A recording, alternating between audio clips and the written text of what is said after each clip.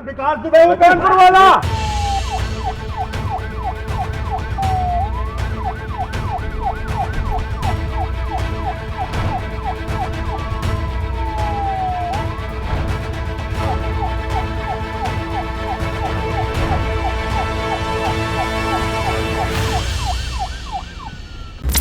नमस्कार, मैं हूं विजय विद्रोही। तो विकास दुबे मारा गया, इसमें क्या खबर? विकास दुबे को मरना ही था, उसको मारा जाना ही था, क्योंकि अगर उसकी जुबान खुलती तो बहुत से लोग नकाबपोश हट जाता उनके ऊपर से। उसमें पुलिस वाले भी हैं, उसमें पॉलिटिकल पार्टी के नेता भी हैं, और स्वाभाविक रूप है कि विकास दुबे के मारे जाने का सबसे ज़्यादा लाभ किसको हो रहा है? सबसे ज़्यादा लाभ पुलिस को मिल रहा होगा, जिनके बहुत सारे राज दफन हो गए। सबसे ज़्यादा फ़ायदा पॉलिटिकल नेताओं को मिल रहा होगा, जो विकास दुबे को संरक्षण दे रहे होंगे। और यहाँ भी स्वाभाविक है कि जो सत्ता में है उसकी पुलिस पर से पकड़ ज़्यादा आसान होती है।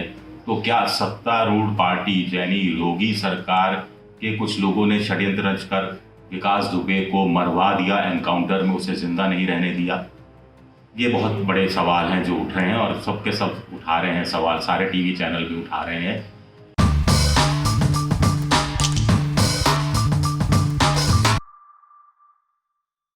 पुलिस की कार्रवाई पर हमें कभी कभी हैरानी होती है। 1970-1960 की जो दशक या फिल्में देखें तो जैसे ही कोई हीरो जो अन्याय का शिकार हो रहा है वो जेल से निकलता है अस्पताल जाने के लिए, अदालत जाने के लिए, तो सारे दर्शक समझ जाते थे कि अब जो जेल की गाड़ी है वो पलट जाएगी, या जेल की गाड़ी पंचर हो जाएगी, या जेल की गाड़ी के अंदर हीरो का मुकाबला पुलिस वालों से होगा, हथियार छीनने की कोशिश करेगा और फिर हीरो भाग जाएगा और फिर वो बदला लेगा पुलिस वालों से।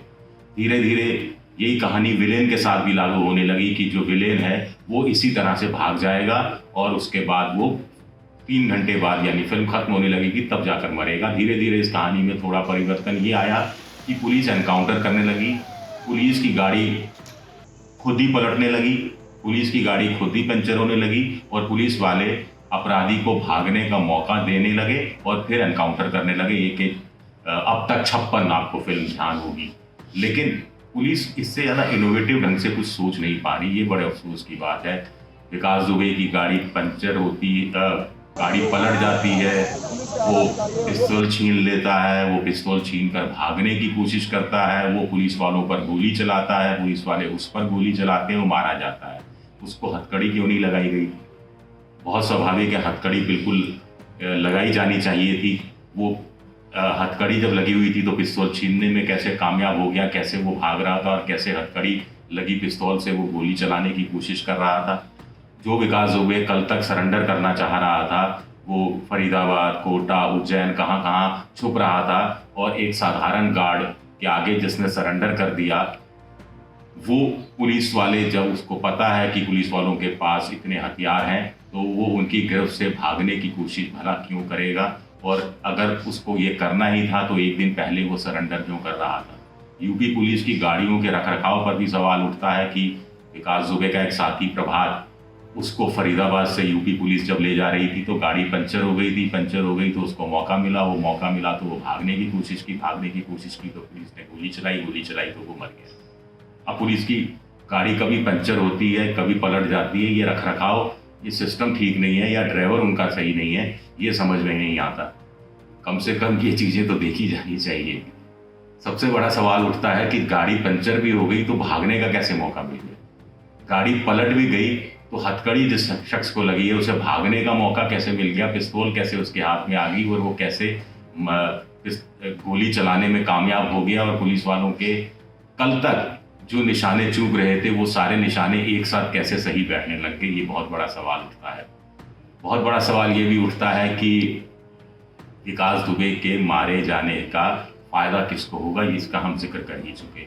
आपको जानकर हैरानी होगी कि कल ही मैं कुछ अपने पत्रकार दोस्तों से जिक्र कर रहा था और सबका ये कहना था कि ये देखना उज्जैन से विकास दुबे कानपुर पहुंच नहीं पाए, देखना इसको मार दिया जाएगा।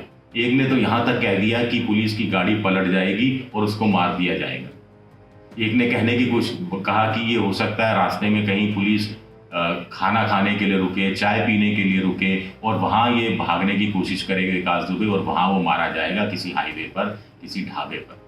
तो ऐसी बहुत सी थ्योरी कल से ही चलने लगी थी, जिसका लब्बो-लुआब ये था कि विकास दुबे कानपुर सुरक्षित नहीं पहुंच पाएगा, वो अपनी जुबान नहीं खोल पाएगा।